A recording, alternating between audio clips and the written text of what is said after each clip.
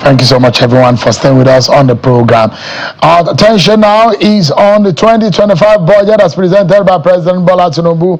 A few issues that are risen, though. An organization that puts its eyes and its fingers into budget, either in the state or at the national level, is budget.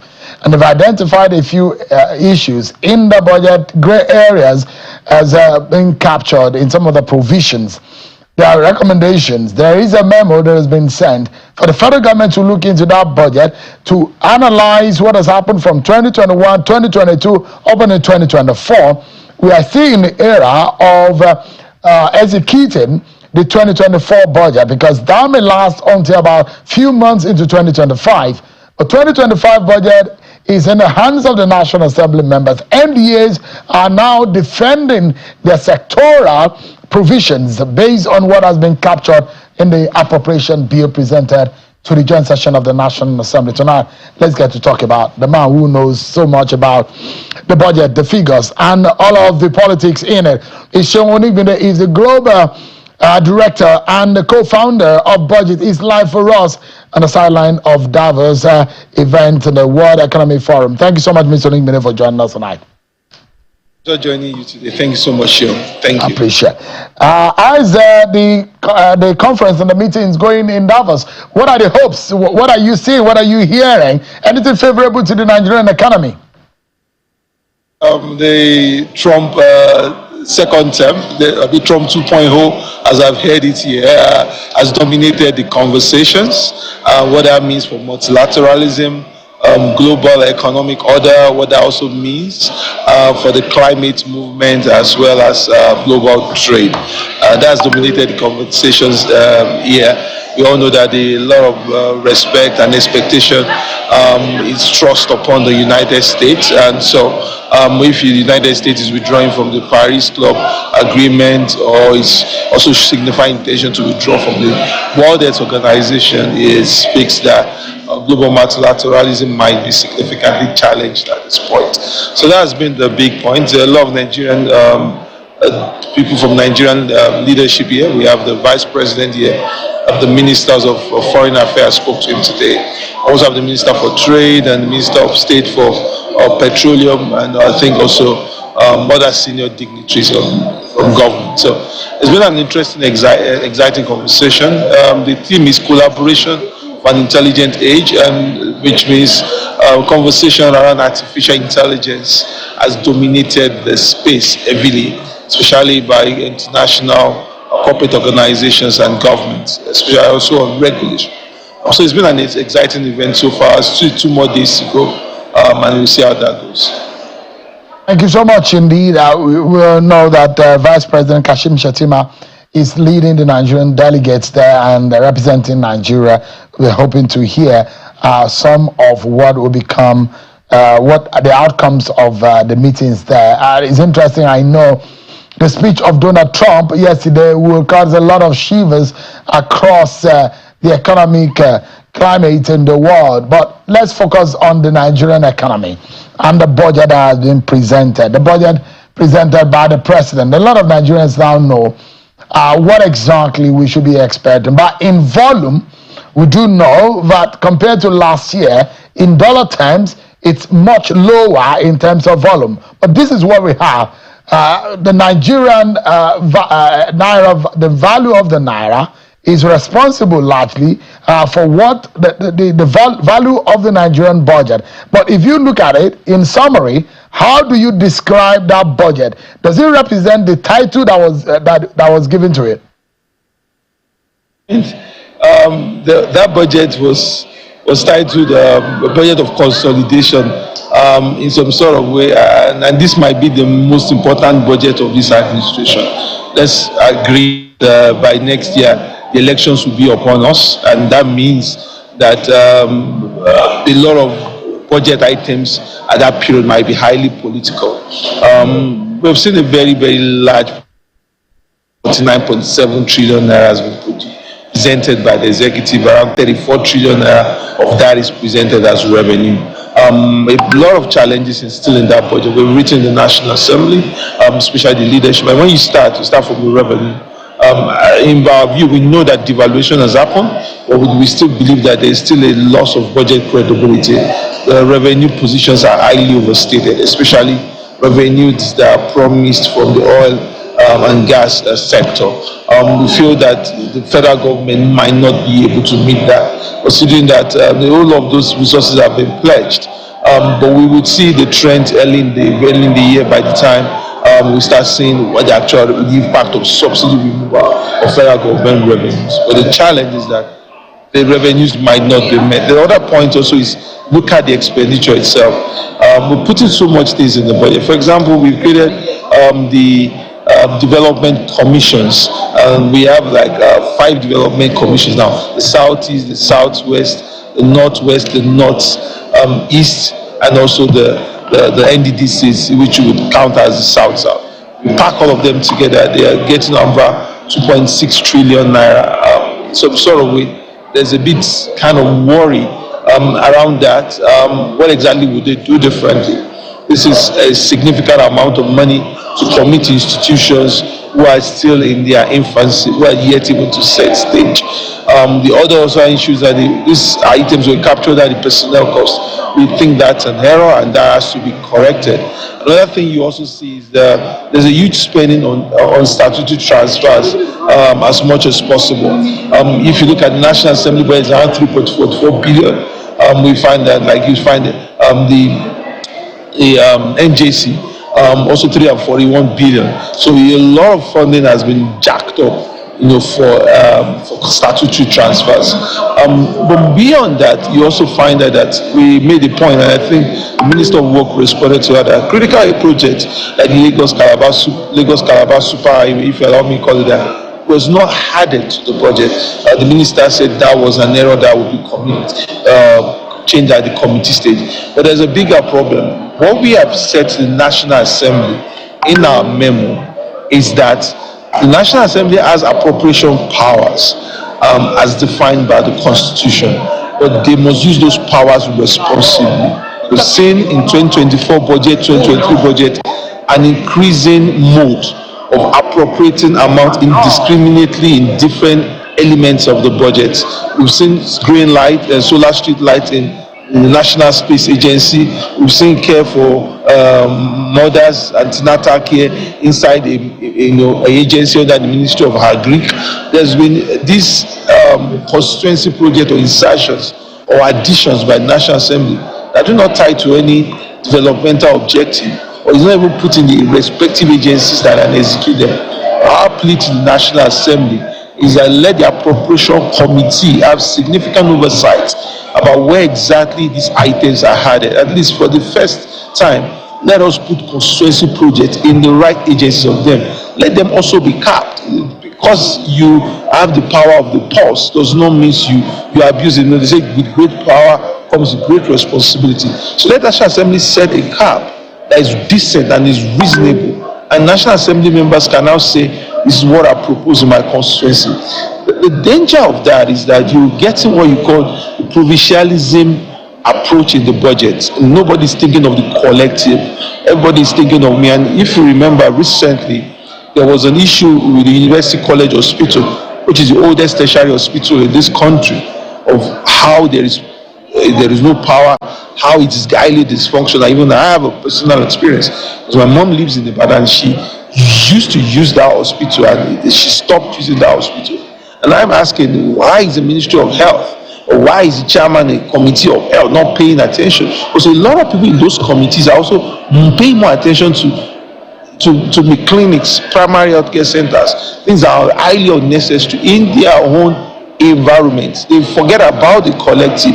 Everybody now much more cares about what is in for me, or possibly what's in for my people. So we are appealing to the National Assembly that focus on the things that matter to the collective in this 2025 budget. From the memo you sent and some of the issues you raised, I was able to identify and highlight the gray areas, as you pointed them out in that memo. And you were warning the National Assembly and the presidency that they need to take caution because of what we have seen in the past. If this budget needs to amount to anything, they needs to have a certain line of reasonability. Now, some of the gray areas as highlighted in that memo, first and foremost, you do not think at budget that the inflation projection of 15% appears, you say that it appears grossly unrealistic. It's a very factual point. I mean, we're eating around 34% now.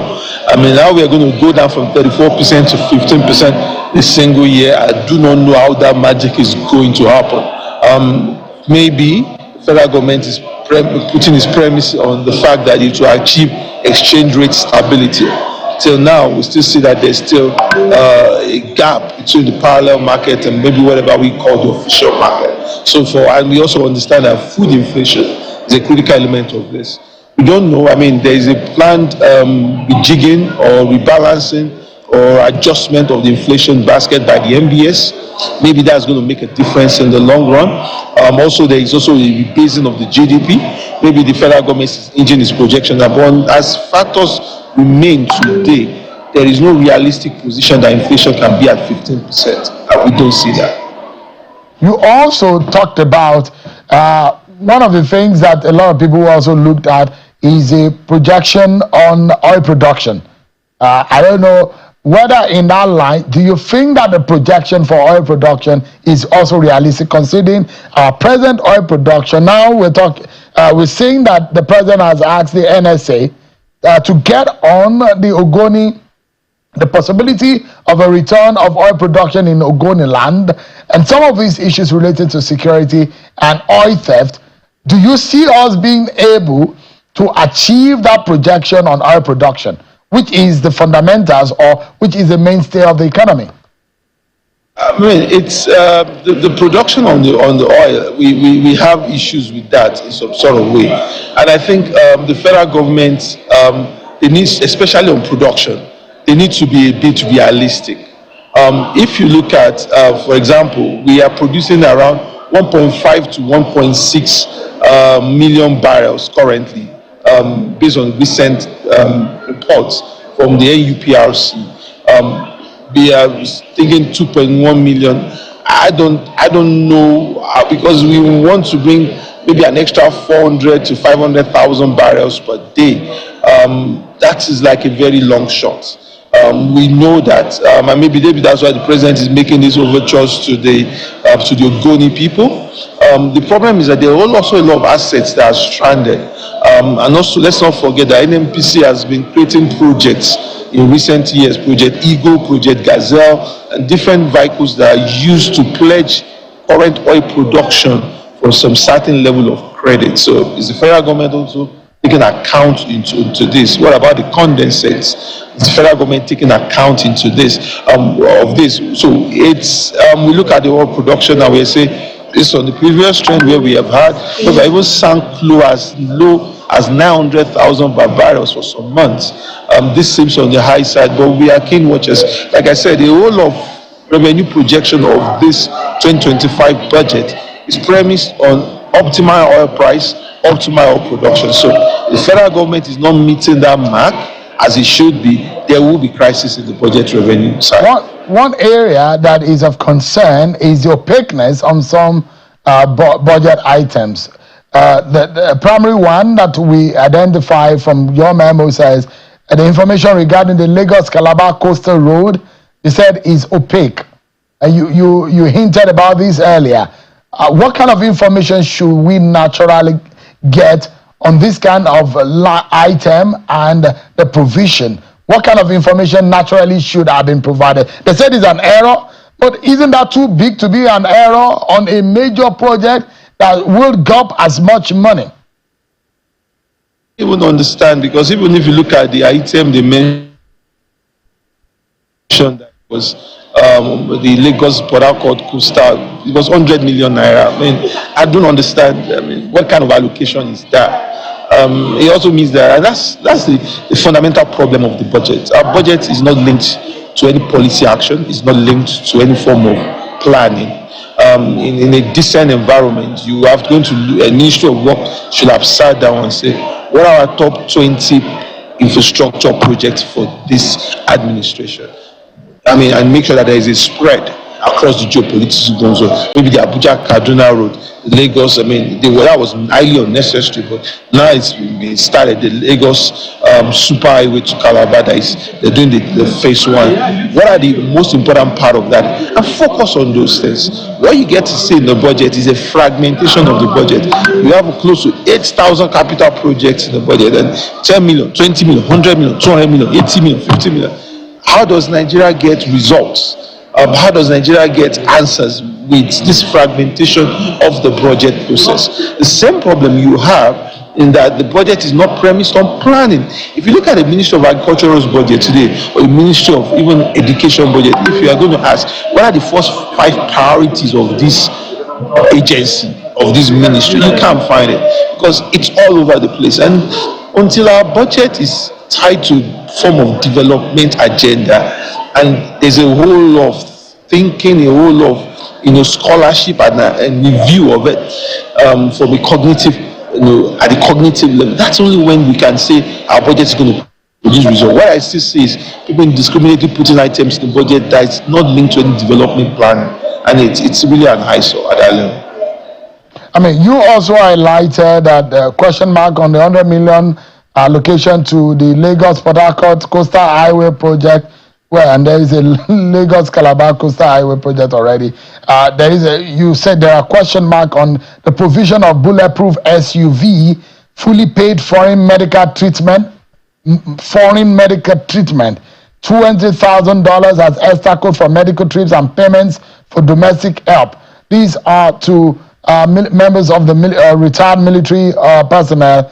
And you also mentioned issues of budget performance. You are worried that if you're not careful and strategic and systematic approach is not taken in handling this budget, we might suffer a very poor budget performance. These are some of the issues and gray areas that are identified in the memo you sent. A very great point, and we mentioned this because when you say the budget has performed, the question I'm going to ask is, the budget performed for who? Performance, you could pay salaries, and that's just it. You could deliver capital projects that do not improve the economic situation of the country, that do not transform the economic development of the country, and you say that is budget performance. That is not the performance we want. When the budget is a living object, it's supposed to transform into meaning in the lives of Nigerians. So we are also big about performance of what? What we have seen is that if the federal government is not streamlining its capital project to focus on what matters, then we might be able to struggle in what the meaning of performance would look like. We've looked into that budget. There's so many frivolous items. In the 2023, let's not forget, there was a 2023 supplementary budget. A chunk of that budget was for provision of cars, provision of buildings for special assistance, provisions of building Jordan barracks, a whole lot of frivolous items. We did the same allocation for cars in 2024 budget.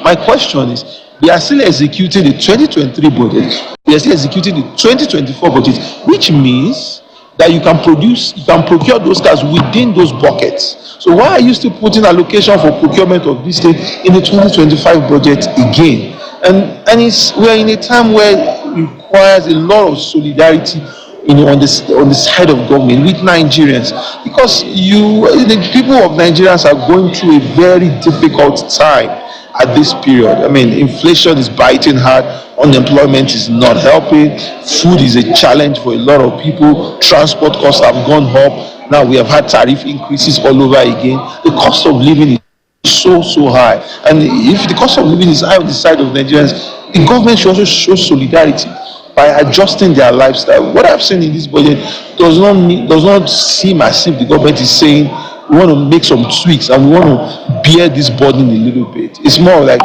we have the opportunity to create an expansive budget. We will do so regardless, and we'll figure out ways to fund it. And we know that once the federal government is able to bring revenue to the table, from oil or from taxes, CBN or going to even to the bond market becomes the default answers, and that is not going to take us anywhere. You were very categorical about the insertions based on the lawmakers' input and what has happened in the past. We saw that in the 2024 budget, where there will be insertion of borehole into some very irrelevant ministries or agencies or MDAs. And some of these MDAs will say they don't even know anything about those projects. They didn't originate those projects. But it will come that some members of the National Assembly are the ones who are pushing some of these projects. The question about consistency project, the fact that there is actually is it 100 million now that is allocated? I don't know what figure of allocation of consistency project. But then if we have those provision, why the senseless and the reckless insertion of in the name of consistency project in that number, in the quantum we saw in the 2024 budget? Because it was mind-boggling, isn't it? It's mind-boggling. I think it's something that germinated in the previous National Assembly, and you figure out. Sometimes you're going to ask yourself, is this person is chairman of appropriation, a speaker of the house, a head of a committee, or a local government chairman? Because you begin to see someone taking a whole lot of money from the federal purse to advance his own political objectives. So even if I'm a governor of that state, or I'm a local government chairman of that area, I will practically not do anything just because I know that the senator or the House of Rep member in my constituency is going to get all the money from Abuja. Or sometimes, even if I'm a neighboring federal constituency and I do not have those privileges because I'm not a senior member of the parliament and I do not have certain privileges, I begin to look like as if I'm highly ineffectual or I'm highly incompetent just because I can't find items to insert into the budget. There is a problem that there must be responsibility with all of this, because we are coming to a point where the purpose of the federal government as an anchor for economic growth is being defeated. Everybody is trying to carry their provincial mindset, their tribal mindset into the federal budget system. And at the end of the day, the resources of the federal government are finite.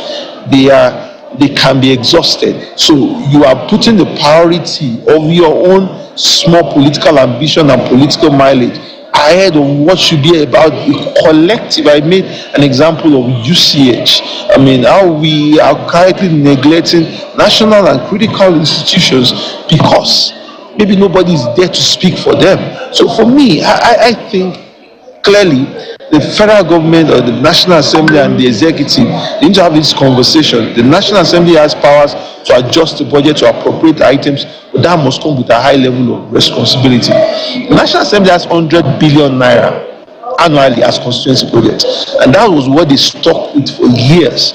In the last 6 years, we've seen a continuous degradation of data. They are now talking items indiscriminately into ministries and department and agencies. But so I'm a ministry doing oceanography, Ministry of Oceanography. In fact, we have now seen agencies that are now very notorious, Federal Cooperative College or GRIVA, School of Oceanography in Victoria, that they are now become the reservoir for constituency projects, for things that have nothing to do with their money. In fact, you now have even some of these agencies writing the National Assembly, asking that they want the constituency project. National Assembly should put constituency projects in their own budget. And I've seen a copy of that letter, directly. So we are in a situation where there has to be some form of fiscal responsibility. And without that, the federal government cannot do more. Without that, whatever the CBN is doing in terms of monetary stability, tightening monetary rationalization and all of it, it's never going to work if there is no tightening from the fiscal side. Thank you so much, Mr. Seun Onigbinde. I hope that those who need to take action and do the right thing will do it. There needs to be transparency, there needs to be accountability, there needs to be senseless action and objectives towards pushing some of these line items. They don't look like they're taking Nigerians for a ride. But thank you so much anyways, Seun Onigbinde, the Global Director and co-founder of Budget, is live for us on the sideline of the World Economic Forum happening in Davos. Thank you so much, and keep warm, Seun. Thank you so much indeed.